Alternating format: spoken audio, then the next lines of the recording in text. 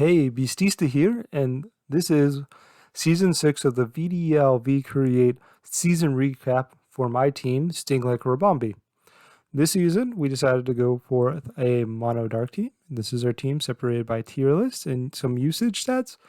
And I'd just like to kind of go over, my season, what I thought, and, how I felt about the team and what I learned from it.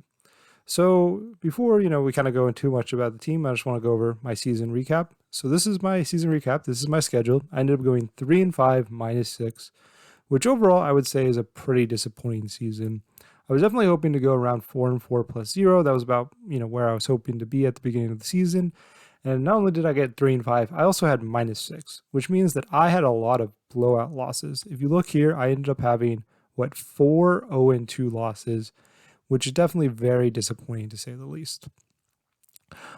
I could definitely go into a little bit of, depth into these, but, not only did I have 4 0-2 losses, I had some pretty bad wins as well, which is kind of, why I think the season was very disappointing, in addition to, how many bad losses I had. So if you look at my week one win, I ended up winning on timer in game 3. And the reason why I won on timer is because my opponent ended up running out of PP on their body press.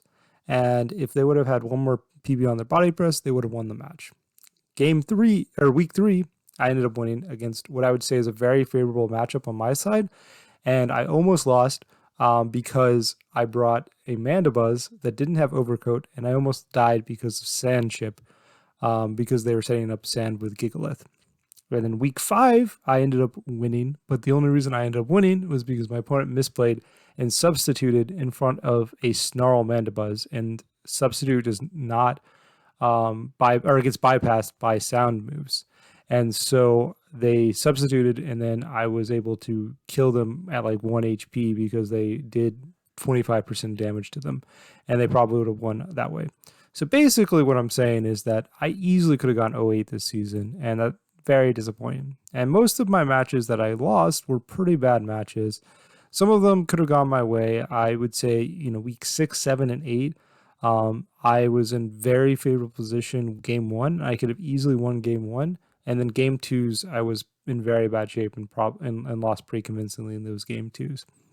And many of those, I definitely think I could have probably done a little bit better. But overall, I felt very bad about my season. And so I kind of want to go over why I think my season was pretty bad. So this is my team that I had. You can kind of see by tier and usage. But this is not the team I kind of drafted. So I technically replaced Shiftry with Morpeko. Kind of. I didn't explicitly replace it. I actually traded Shiftry for Skunk Tank. And then I got Morpeko in free agency because I wanted a Pokemon similar to Shiftry. So Shiftry has Fake Out and has good coverage for water Pokemon.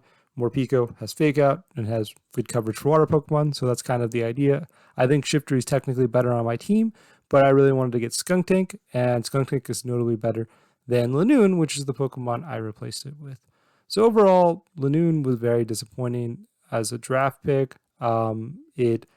Damage output was unimpressive. Its 4 times weakness to fighting definitely made it a little bit awkward. In addition, it didn't do a lot special to my team. It has like Snarl, Baby Doll Eyes, and other things like that, which a lot of my other Pokemon have access to. And so it kind of didn't do anything unique. It didn't have a super, even though it was pretty fast, it didn't have a really notable speed tier. And, it kind of forced to hold Eevee. And even with Eevee, it can't really survive a fighting move that effectively. So with that, though, Skunk Tank I thought was pretty nice pickup. It gave me extra Poison Dark Pokemon to kind of cover for Fairy Pokemon. And Morpeko, I did use it once. It didn't do much when I used it, but, it's a fine, Shiftry replacement.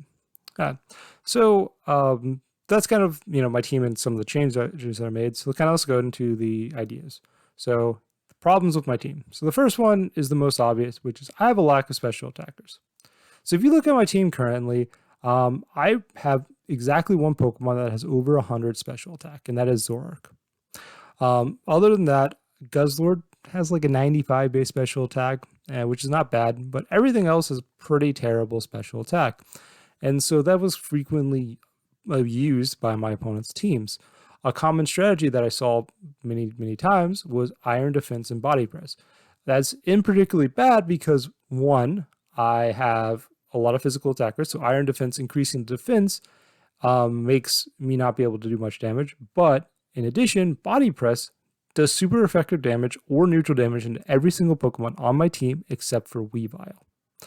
And after 1 or 2 iron defenses, it even does very good damage to the Pokemon that takes neutral damage to it, like the Manabus and the Drapion, which do take neutral damage from body press, but they can't really take a buffed iron defense body press particularly well. And so Sableye is definitely the only Pokemon that really can take it, and the problem with Sableye is that it is a very frail Pokemon in the general sense. And so the only way in which I could reasonably deal with that iron defense body press is either kill it very quickly or get an Encore off with Sableye on it when it's doing iron defense, and then hope that I can kill it with my other Pokemon. And that kind of ended up being really awkward. So this kind of one of the big things that this might have been resolved if I had to draft it a little differently. So what we can see here is that I actually had the ability to draft Moltres. I decided to draft Bisharp over Moltres. And if I would have drafted Moltres, I would not have been able to draft Bisharp, so I would have needed to replace it in Tier 3. But Moltres definitely could have made my team a lot better, maybe. Unclear. Because if I would have drafted Moltres, I would not have been able to draft Manabus either. I would have needed... and so Manabus did do a reasonable amount of work, but it's definitely a possibility that would have probably helped my team reasonably. And maybe that would have helped some of the matchups that were very dependent on my opponent just saying, oh, I'll just do max defense on everything and be able to deal with my opponent's team. And frequently that was the case. And so Moltres having, Fiery Wrath, Air Slash with a pretty reasonable special attack, and also having Berserk to increase its special attack if it takes damage, or Nasty Plot would definitely have possibly increased the damage output of special attacks and made my opponent have to respect my special side, and thus even make my physical attacks better because they have to respect the special attack better. So I definitely think that is one of the major aspects that led to my team being pretty bad. So the next one is needing too many moves. And so that's a little bit of a vague term. And so what I mean by that is the problem with this and a lot of my Pokemon is I frequently needed to use all 4 of its move spots, and I was unable to run moves like Protect. Manabus is a good example. Sableye is a good example. Sableye normally has like Fake Out, Encore, Will-O-Wisp, Taunt, some damaging move, and same with like Weavile, Fake Out, Triple Axle, Dark move, and then some coverage move like a Fighting move. And all these Pokemon frequently got into the situation where I was unable to run Protect. And this made my team very awkward. In addition to not only not being able to run Protect, I frequently had to decide between 2 coverage moves as well. So I needed to choose between, hitting certain Pokemon for neutral damage or certain Pokemon for special or for super effective damage. And frequently, even with all 4 spots, none of them having Protect, my team ended up being in the situation where it still didn't have perfect coverage.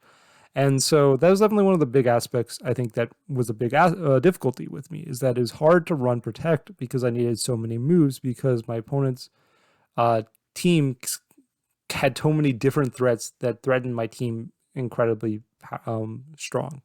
And it's, kind of the idea like I have Bug, Fairy, and Fighting all as weaknesses to my team, so I need all my Pokemon to have some sort of answers to all those basically. And that's kind of what ended up being the case. And if you watched any of my previous videos, you see that I normally have maybe 1 to 2 Pokemon that Protect, but sometimes I run literally 0 Protects on my entire team. And that ended up being really hard to make my team make defensive decisions. So next, I have the inability to switch out, which kind of also goes with some defensive decisions. So looking at my team, you can kind of see this to a certain extent, is I don't have a clean switch into a Fairy move. Obviously, I have some Pokemon that take it neutral. The examples are Bisharp, Drapion, and Skuntank. However, I think a good example was in my week, I want to say 6 match, in which my opponent had a Togekiss, and I trained Drapion specifically to take 2 hits from a Togekiss. And I brought it out, and Togekiss did more than 50% damage to my Drapion, even though I had a lot of special defense and a lot of HP investment. And it is incredibly sad because I'm like, okay, well, I should have just kept it in the back. And if I would have kept it in the back, it'd have been worth it. And obviously, this is partially a problem with a monotype team in the general sense. So I'm not going to pretend like that's not just a problem in the general sense. But it also kind of is a problem with the team, even outside of the stab moves that are obvious. So a good example is ground. You can see my team. I only have one ground immunity, and that's Manabus. You know, you can do it with a lot of things. For example, water. If you look at my current composition of my team, I have Guzzlord as my only water switch in. And so even for non-base super effective moves like fighting dark or fighting fairy and bug, I also don't have great switch ins outside of those, even the more standard ones. And in addition, I don't have a huge number of bulky Pokemon either. Drapion is very bulky on the defensive side, but it's not particularly bulky on the special defensive side. Manabus is pretty bulky, as it's pretty much my only bulky Pokemon. And Guzzlord is somewhat bulky, but the problem is it has 4 times weakness, which makes its bulk pretty unimpressive. And so a Pokemon I think that would have helped this a lot is Spiritomb. So Spiritomb is another Pokemon I think I probably could have gotten in the draft. I believe I drafted Zoroark a little bit earlier than I should have, and I would have probably been able to draft Spiritomb instead of it. If I would have gotten Spiritomb, I would have had a pretty good Pokemon that I could lead in the back that would be able to switch into dark moves. Or not to dark moves, into fairy or to fighting moves, which will at least give me at least one better of a switch in. In addition, I think it would have helped me a little bit more with the bulk aspect, which I think is an aspect that my team's a little bit lacking. So yeah, and then one of the big aspects is Sableye is one of my only clean switch-ins, which is a clean switch into fighting moves, but Sableye is a Pokemon that I think struggles a little bit in the back because its main ability is to help lead. So the next one is predictability. So the downside of my team is I think it ended up being very predictable. So if you look at my usage stats, you can kind of see this a little bit, which is I used Urshafu a bunch. I used Weavile, Sableye, and Malamar a lot as well. And those Pokemon were incredibly used throughout my season. And then the rest of them were not super used that much at all. You know, some of them, you know, were used a reasonable amount, but I definitely felt like my team was top heavy in that aspect. But in addition, I definitely felt like, you know, it's pretty obvious if my opponent has a strong fairy Pokemon, then I have to bring Drapion. If my opponent has a fast Pokemon and Weavile's faster, I have to bring Weavile. If my opponent, you know, are basically Urshafu is almost always optimal to bring and things like this. And so I definitely felt like it was very obvious for my opponent's side what they bring. If you watch any of my opponent's videos of our matches, you pretty much never hear them say the phrase, "Oh, that's surprising." You almost always hear them say, "Oh, this is exactly what I was expecting them to bring," because that's the case. And even though I wanted to try some more surprising or different Pokemon, or even some more surprising and different sets, I was never really able to do it because of just my team's inability to kind of cover certain aspects without these things. Finally, we have what I would call fragility versus damage balance. And so it's a little bit hard to describe what this means specifically, but the idea is I have a lot of really frail Pokemon. If you look at my team, Bisharp, Weavile, Sableye, Zoroark, Morpeko are all incredibly frail Pokemon. Oh, and Urshafu. All those Pokemon are incredibly frail. And those are all my major damage output Pokemon. Any Pokemon that are, you know, well, except for Sableye. Sableye is not particularly bulky. And the other ones that are somewhat bulky are not even that bulky. And the problem is that I kind of need a lot of frail Pokemon to get damage outputs. And I need the bulky Pokemon to kind of survive attacks. So I'm kind of in this weird situation where I need to have these very much glass canny Pokemon either next to very frail Pokemon, very bulky Pokemon that don't do much damage, or I need very frail Pokemon next to each other, and I can get into the situations where I'm very easily KO'd. And so this kind of goes back to my inability to have good switch-ins. So if I lead something like Urshafu Weavile, and I can't switch out, there's very common situations where I get double knocked out, or in the situation where it's like, oh, I have one bulky Pokemon next is one aggressive Pokemon that kind of kill me pretty. They can double up into the massive damage Pokemon. And so I think the problem is I definitely felt like I needed a bulky damaging Pokemon to help with this. Or I needed some more Pokemon that were maybe could take a couple of hits while doing so. Yeah, like I need some damage Pokemon that can actually take some hits. And this is the reason why you can see Malamar came a lot. Malamar was my only Pokemon that really had a reasonable amount of bulk that could actually do pretty good damage. And the only reason it did damage was because of superpower and contrary. And so, however, the problem with Malamar is it does have a 4 times weakness to bug. And so I couldn't bring it as consistently as I would want to fill that role. And that's why it did a lot of work for me, and it did do very impressive. And so I definitely think it's kind of a little bit of awkward, and it's a little bit more nuanced.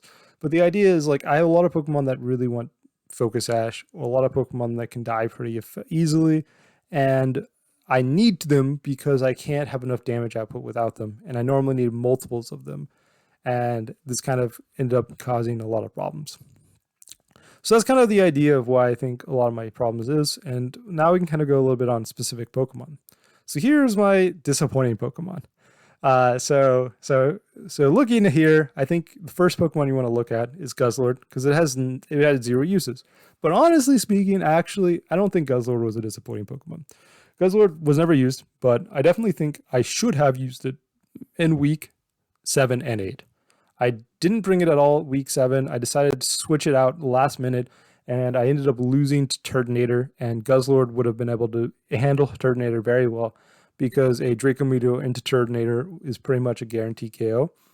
And week 8, I had it in my team preview, decided not to bring it because they had a Rotom Frost, and it didn't fare well into Rotom Frost. And I think if I would have brought it, I probably could have won, if not the entire set, at least the game I brought it. And so that was definitely pretty sad. And in addition, I also considered bringing it multiple times. So even though I got easier uses, this is not one of the disappointing Pokemons. The actual most disappointing Pokemon is Bisharp. Bisharp is incredibly disappointing. Not only did I drafted over Galarian Moltres, which definitely could have been an incredible improvement on my team, it only came one time. And not only that, I didn't even really consider it many times. Bisharp is really awkward because 1, it's slow. 2, it not only has a 4 times weakness to fighting, it also has a weakness to ground, which is a very common weakness on my team, especially now when I have Drapion, Morpeko, and Skuntank. In addition to that, my team is not actually particularly weak to Intimidate, and so my opponent actually doesn't intimidate me much because I do have Urshafu, which can crit through Intimidates. I have Drapion, which can crit through Intimidates. I have Malamar with Contrary, which increases my attack instead of decreases my attack, and then Bisharp, which has Defiant, which also goes through Intimidate. So in general, my team is not really weak to Intimidate, which is one of the reasons Bisharp's there for. I don't have fast Tailwind. I have slow Tailwind, which also makes its speed a little bit awkward. Sucker Punch, which is one of its big strengths, is not good on my team in general because my opponents don't have a lot of dark weaknesses, or won't bring a lot of Pokemon with dark weaknesses because I obviously have 11 dark Pokemon. And so definitely I think I overvalued it. I got it with the intention of it dealing with fairy Pokemon. Part of it was a little bit bad luck because 2 of my big fairy Pokemon that were concerning were Tapu Fini and Primarina, which are both fairy water Pokemon, and so the steel coverage did not actually hit it for super effective. But even without that, all the difficulties I mentioned kind of all already made it worse. And so generally speaking, Drapion had to fill that role for fairy weakness or fairy answer. Even though Bisharp I drafted it with the intention that it would be able to kind of cover it a little bit. And so Bisharp was incredibly disappointing from that aspect. And then not only that, frequently Pokemon like Urshafu just did more damage than it, in addition to it outspeeding it. So next we have Zoroark. So Zoroark obviously is a tier 4, so maybe not the most impressive. I did bring it 6 times, but it only got 1 kill. I brought it 6 times. It had 1 kill, which is sad to say the least. The problem with Zoroark is, one, its illusion ability is not good in my team, because if you hit it with a fairy move, hit it with the bug move, it's going to die it's going to be a lot of damage, even independent of what it looks like. In addition, its damage output seems like it should be good, but I needed many extra damaging and boosting items in order to get the rolls I wanted. So I frequently had to give it Choice Specs or Life Orb to get the damage rolls I wanted. However, it being incredibly frail makes it awkward if you need those damage and boosting items, because then it can get one shot. And so Zoroark was kind of in this awkward situation where it needed these boosting items to get the kills and damage rolls I wanted, but it died in one hit anytime it got hit, and its disguise didn't really do anything. And so I brought it a lot because I felt like I needed the damage output, and it did do, and it seemed reasonably well in prep, but it ended up just doing nothing almost every time I brought it. And so that was definitely a Pokemon that I was hoping to do pretty well, because it's my only special attacker. It ended up really doing nothing. And maybe I needed to run Focus Sash more, but that's kind of another problem. My team is I had a lot of Pokemon that need Focus Sash. Okay, so anyways, another Pokemon which was disappointing, which I don't have on my team anymore, is Lanoon. Lanoon, the reason why I traded it is because it was incredibly disappointing. I was not happy with it. It's didn't really do anything. Its damage output was non-existent. It didn't do much. Like, the problem is like it can lower your opponent's attack a little bit, but it still dies in 1 to 2 hits, and you kind of need the same item and a lot of things like that. So I mentioned it a little bit early, so I'm not going to go into too much depth, but that was definitely, those are kind of the 3 major disappointing Pokemon. So the impressive Pokemon, these are Pokemon that I was incredibly impressed with. One of them should be pretty obvious if you just look at the usage stats, and the other one, is also probably pretty obvious if you look at the usage stats a little bit. First one is Weavile. So Weavile, I was incredibly impressed with. So first, I was not intentionally planning on drafting Weavile. So I knew I wanted Sableye in my draft, and I decided to get Manabus when I lost Moltres, which was the Pokemon I was originally planning on draft. And Weavile was literally the last Pokemon I drafted. I drafted it because I said to myself, I'm pretty happy with any of the Dark Tier 2 Pokemon, so I'm just going to pick the last one available, which ended up Weavile. Honestly speaking, I don't know if there was a better option than Weavile in Tier 2, and I'm very glad that it was the last Dark Pokemon. Its speed tier is incredibly good. Its Fake Out at that speed tier is incredibly good. Triple Axle is an incredibly powerful move. Obviously, it's a little bit awkward in the fact that it has a 4 times weakness to fighting and almost always needs to wear Focus Sash. But I was very impressed with the Pokemon. It did a lot of work, and definitely, I was definitely happy with it as a whole. Obviously, it's a little bit awkward because its best move by far is Triple Axle, and Triple Axle is inconsistent, which definitely is annoying. And so I definitely had a couple of games that ended up losing, or because I missed Triple Axle. I was able to run Triple Axle or Wide Lens 1 week, so I ended up getting 99% accurate Triple Axles, and that one was definitely a really nice week when I felt like I could have done that, and it definitely worked out. But Weavile was very good. I definitely felt the need to have a Pokemon of that speed tier. It definitely helped me with a lot of Pokemon in which Urshafu and Zoroark couldn't outspeed. Oh, yeah, another thing that's annoying about Zoroark is there's a lot of Pokemon I ended up hitting that were slightly faster or the exact same speed tier. But anyways, we're talking about impressive Pokemon. The next one is Malamar. So Malamar was incredibly impressive. I kind of a little bit sad. I didn't really get to use too many aspects of it other than just Contrary Superpower. That was the main idea. I did Contrary Superpower Assault Vest every single week except for one, the last week, in which I gave it a Tanga Berry, which reduces the damage of bug moves. But Malamar was great. Like I said, it filled one of the roles which I think was a problem with my team, which is bulky offensive Pokemon. Because I don't feel like many of my bulky Pokemon really had offense, or my offensive Pokemon weren't that bulky. And so it felt that role very well. taking neutral damage to fighting is a really big deal. And Superpower just did very good damage into a lot of my opponent's teams. And once it has 1 or 2 defense boosts, it is incredibly hard to kill. And once it has 1 or 2 attack boosts, it gets a lot of damage. And Contrary is just an incredibly powerful ability. I know week 8, I used it as a counter to Intimidate Incineroar, and it did a lot of damage. Okay, so anyway, so those are all the impressive Pokemon, all the disappointing Pokemon, but we have one more category, which is impressive and disappointing Pokemon, which I think is probably not the best title, but I'd say it is simultaneously impressive and disappointing Pokemon. So it's Pokemon that somehow were impressive and disappointing and every time I used them. So first and foremost, the best number is Sableye. Sableye was such an awkward Pokemon this season. Sableye, I brought a lot. Sableye won me a lot of games, or almost won me a lot of games, but also it lost me a lot of games. Sableye is this awkward Pokemon, and the fact that it doesn't threaten your opponent at all offensively. In addition, there's a lot of times in which you can ignore it. So the problem with Sableye as a support mon is it doesn't have a way to really prevent certain things that your opponents do. So it can fake out, it can quash, which, speed control, flinching, you can encore, you can taunt, you can will-o-wisp, but what you can kind of see there is that its problem is it doesn't really do anything offensively per se, and it doesn't really help with damage output of special attackers that much at all. You can technically learn Snarl, but that's about it.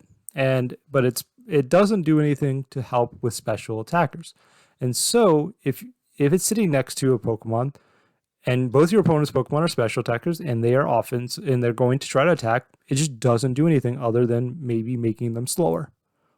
And that's where it gets into this awkward situation where it's just sitting there, and they can just double up the Pokemon next to it, and then if they kill the Pokemon next to it, then Sableye can't do anything. So obviously Sableye was very impressive in certain aspects, which is when my opponent's teams are more setup oriented or more defensive, then the Encore and the taunts on Sableye are very useful. Or if they're more physical, the will-o-wisps on Sableye can be very useful. But the problem is that, I had many times in which my opponent's just like, I'm just going to attack your face. And eventually my opponents also learned that they shouldn't do setup moves. They should just punch me in the face with damaging moves with fairly bulky Pokemon, and I can't do much about it. And so Sableye, kind of was this awkward blend of impressive and unimpressive. And so what I would describe Sableye is a little bit of a novelty, maybe a Pokemon kind of like Blissey, or a Pokemon a little bit like Shuckle, or Pokemon like that it can win you games randomly, completely solo games. However, if your opponent knows what's going on and prepares about it effectively, it can be very useless, if not, negatively affecting your team. And that's definitely the sad part. And then in addition, it also is not the most bulky Pokemon, which definitely makes it a little bit sad. Okay. So anyways, let's go to the next one. Next one is Drapion. So Drapion, great Pokemon for my team this season. It did a lot of work. However, it was also fairly disappointing in certain aspects. So Drapion does not have a great attack set. It's got 90 base attack. In addition, it doesn't have the best special defense. So even though it's not particularly offensive, it's not also that defensively great on my team either, because it can be damaged very badly with its special attack. And the problem is, if you wanted to have damage output, you typically need to do its crit set, which is Scopeland's Sniper. And in that situation, I had to use that multiple times to get the damage output I wanted. And then Drapion couldn't do defensive items, or it couldn't really, do something like an Assault Vest, which would have helped its special defense weaknesses. And so Drapion, though its typing was very good, and the crit set sometimes could do well, it's really annoying because its damage output is really bad unless you give it a specific item. And then even with that specific item, which is which is scope lens, it also only crits 50% of the time, and so it's just randomly effective. And so, that's kind of Drapion. Like I said, I needed it a lot because it is a good answer to fairy Pokemon in theory, but it still didn't even take two Moonblasts particularly well. I normally most times 2 Moonblasts from a fairy Pokemon killed it. And so typically I really needed a crit on the fairy Pokemon or Drapion might die. And kind of going back to my one of my previous things, because of the predictability of my team, I frequently had opponents that were able to use the poison resist berry, which then even prevented it from getting kills, even if I was lucky and got a crit. And so that's kind of another Pokemon that, was somewhat impressive, but was also disappointing. Next is Manabus. So Manabus definitely won me 2 matches specifically. It won me 2 of my 3 matches that I won were almost exclusively won by Manabus. However, Manabus I would describe as the Pokemon that kind of how I ended up having to use it, or how I felt like I needed to use it, ended up being a Pokemon that my opponents could ignore if they needed to, or they could double up and kill it immediately if they needed to. And that's kind of where the awkward part is they really couldn't handle many double ups for my opponent's teams while not putting too much pressure on my opponent's teams. It's really nice that it could Snarl, and it's really nice that it could Iron Defense, so kind of deal with the special and physical attackers. However, like I said, it didn't put up much offensive pressure, and it kind of got into the situation where most of the times I felt like I had to use it. It was either, this is going to be the late game win condition, or it's going to not do anything. And frequently kind of didn't do much except when it won the game. And that's kind of what happens. It's either wins the games or does literally nothing. And there was no in between. And that's kind of how it felt a lot of the time. And that's why it's kind of impressive and disappointing at the same time. And so I'm not sure if Moltres would have been a lot better or not, but it's, a little bit unclear. Like I said, 2 of my games were exclusively won by Manabus. So I'm not going to say it was unimpressive or disappointing, because that is a big deal, especially when I only got 3 wins. But like I said, I brought it a couple other games, and almost every other time it did either nothing or it did nothing pretty much. And so obviously maybe if I, used it a little bit differently, it could have been a little bit better, but that's kind of what ended up happening. So next is Urshafu. So Urshafu, it's such a strange Pokemon to use. So I think the biggest problem with Urshafu is with the prominence of my Sableye, especially with the amount of times in which I brought an Encore. My opponents basically didn't protect in front of me, which basically made Urshafu's ability pretty useless. In addition, Urshafu's 4 times weakness to Fairy was annoying. It's only having 97 speed was definitely annoying. And so Urshafu was my main offensive threat. It frequently replaced Pokemon that I would like to run, like Bisharp, with it because it ended up being better. But the problem with it is just, like I said, it didn't do as much as you would like from a tier 1, despite it, coming quite a bit and doing a lot of damage. As you can see, it was only 9 and 11. It came 15 times. Its problem kind of comes with its damage output is not great unless you're giving it Wicked Blow in close combat. And then if you're doing Wicked Blow in close combat, you kind of need to do Focus Sash. However, if you want to do Focus Sash, we have the problem in the fact that Urshafu, Weavile, Bisharp, Zoroark, Morpeko all want Focus Sash. And that's kind of the problem, is Urshafu kind of couldn't really do Focus Sash as much as I'd like, because a lot of my other Pokemon needed Focus Sash. So then Urshafu needed to do bulky sets, and then it just didn't do enough damage. And things like that happened quite a bit, and it was very, disappointing when those things occurred. Urshafu is a great Pokemon. I'm not going to say it's a bad Pokemon. I'm not going to say it was definitely the least disappointing of this tier, but overall, It was not as impressive as I thought it was going to be, and probably would have been better in a fighting team if I would have gone mono fighting instead. It was my first overall pick, but definitely pretty sad. So overall, that's kind of my season and my thoughts on my team. Hopefully you kind of have a little better idea of kind of why I feel like my team did not great. I heard a lot of people tell me they thought this was my best monotype team. And honestly, I feel like all these weaknesses that you can kind of see in all these Pokemon that I thought were pretty disappointing, that I think this definitely was my worst monotype team based on how it played. I felt like there was a very common strategy that I really couldn't beat from my opponent's teams. And I felt like it was my team ended up becoming very predictable and easy to answer. And so definitely was a very disappointing season. I'm hoping to be able to get a better season next time in the VDL, and hopefully they don't kick me out of the V create, because that'd be a little bit sad. But hopefully you enjoyed kind of my thought process, and if you have any questions about my team or my thoughts, put a comment below. Thank you for watching.